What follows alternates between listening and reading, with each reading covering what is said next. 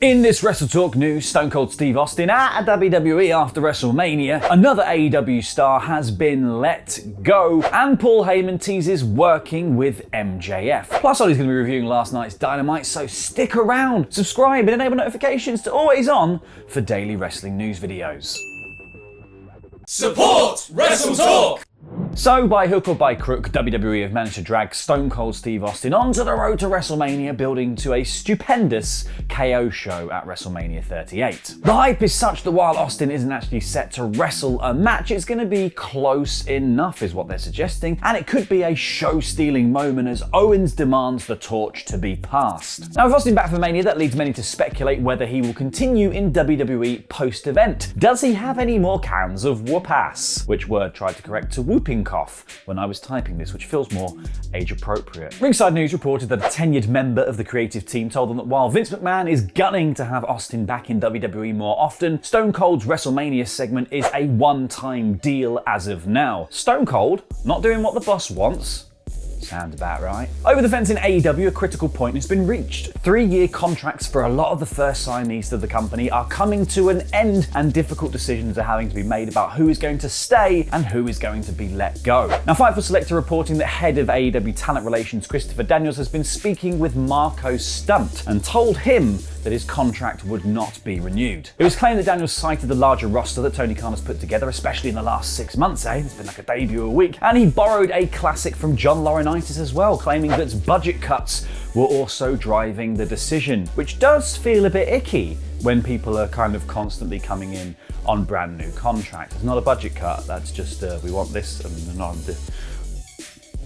Though in Stunt's case, he hasn't appeared on any AEW programming in 6 months, and Daniel was said to have mentioned that the plans had changed for Jurassic Express, who he was always aligned with. Stunt also sustained a concussion in October, but was not booked or given a reason why he was being left off TV even after he recovered. It said that he did even make an attempt to reach out and get himself booked to prove himself for a contract renewal. I mean, is this some of that famed radio silence that Joey Janela was talking about in action? Because it's weird.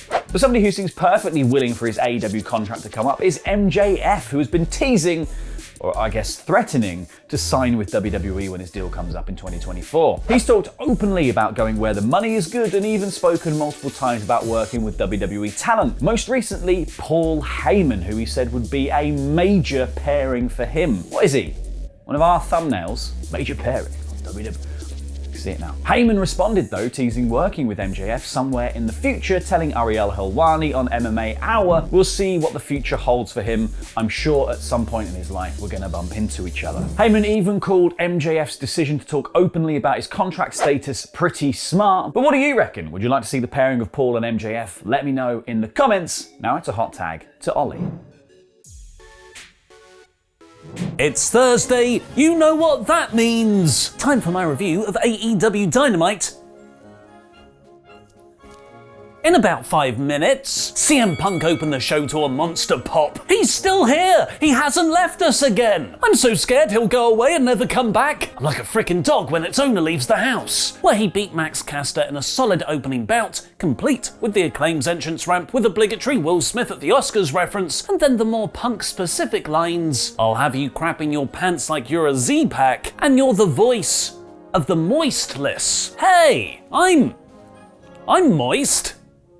For Punk? Just like Dax Harwood the previous week, Punk is using this time between feuds to make his opponents look great. It's the CM Punk US Title Open Challenge, without the US title, or TNT title. He could easily just play the hits, but he busted out a few rare B-sides instead, winning with the Top Rope Hurricane Rana, Pile Driver, and Anaconda Vice. Just in case he didn't quite get his meaning last week when he motioned around his waist, clearly indicating he wants the world title, Tony Schiavone asked him to explain, where Punk promised in a great babyface promo he will be world champion before his time in AEW is over. As much as I love Punk, the best thing in all of wrestling right now is the Blackpool Combat Club. And after 3 weeks of arousingly stiff tag team wins, the faction doubled their time on the show by having 2 singles bouts. First up was Jon Moxley, beating Jay Lethal in my match of the night, built around 2 great former champions from ROH and AEW. The difference in culture between the 2 promotions neatly bookended the action, with Moxley not not having time for Lethal's handshake crap at the start, instead extending his hand at the end of the match once Jay had earned it. It's the Combat Club's own, far more violent code of honor. This marks back-to-back standout matches for Lethal these last 2 weeks after doing pretty much nothing since his signing in December. He needs to start getting actual wins now. The second Combat Club match was almost just as good as the first, with Bryan Danielson beating Wheeler Yuta. The match was perfectly designed to get Yuta over huge, and the crowd, who were fantastic all night, genuinely wanted to see him beat Danielson by the end. A knee, steppies to the face, and then a Gotch pile driver gave a harder fought win than Bryan seemingly expected. Crucially though, it wasn't hard fought enough. Danielson did not extend his hand after the match like Mox did for Lethal. Yuta hasn't proved himself just yet. I love this story, make the whole show about the Combat Club. I just want Raw Underground, but it's in Blackpool. FTR were also all over this episode, getting 3 segments. First they told MJF they don't want none of him and Wardlow. Then they beat the Ass Boys, wrestling as total babyfaces, with the Gun Club clearly the heels. And then they called out the Young Bucks to settle who really is the best tag team in AEW. Who aren't the champions, nor who are feuding for the championships. MJF was out on commentary for the FTR tag match, which he hopefully cleared with PR, which led to a fun Wardlow invasion spot. After being banned from the show by Max, a conveniently positioned camera crew caught him appearing backstage during the tag match where, quick, security, attack him slowly and one by one. Enough security piled on eventually in the crowd to stop him getting to MJF, but it caused friction between FTR and Max after their win.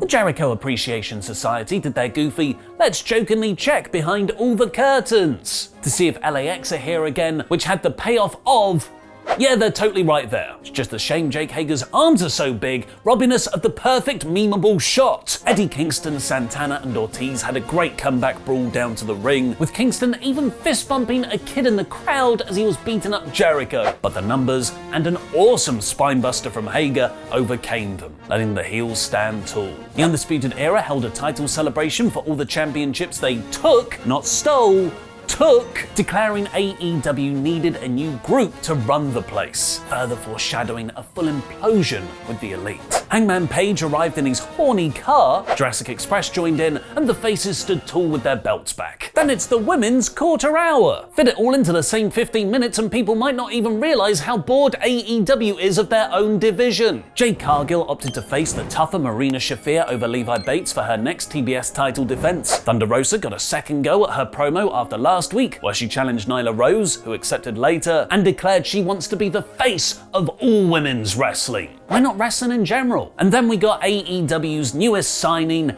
ex-WWE star Toni Storm. She beat the Bunny to be the first qualifier for the Owen Hart Foundation tournament. I can't wait to see her next wrestle in a month's time on Dark. I'm not down on Toni Storm. I love Toni Storm. I think she could be one of the top stars in any company's division. I'm yet again down on AEW's packaging of this stuff. Her debut just happened as the commentators were mid-sentence talking about something else. There was no in-ring interview with her afterwards, no video package introducing her to unfamiliar fans. There was nothing here to make me trust that AEW won't Ruby Soho her. I hate that Ruby Soho her is now a verb. This wasn't bad, but it was by far the weakest thing on the entire episode, when it should have been presented as its main highlight. And the main event was an excellent grudge match between Andrade and Darby Allin. By far the most interesting part of the whole Family Office story. Host runner-up, Darby versus the Butcher.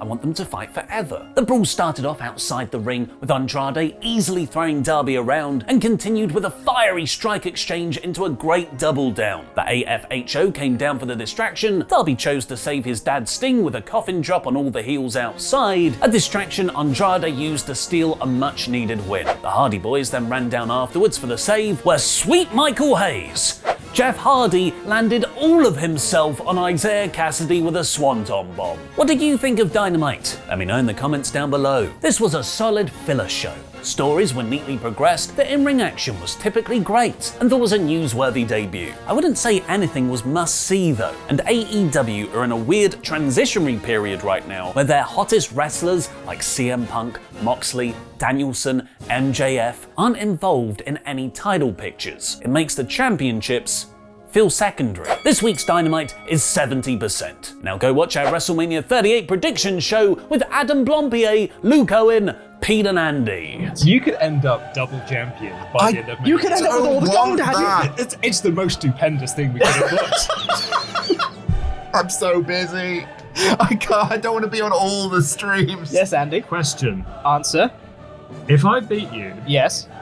and then I beat Adam, but Adam beats Luke, Yes. do I win that one as No. well? No, you didn't. 'Cause you're not No, going with this you're one. not challenging for that one. You're just challenging for this one. Oh, it's Got obvious.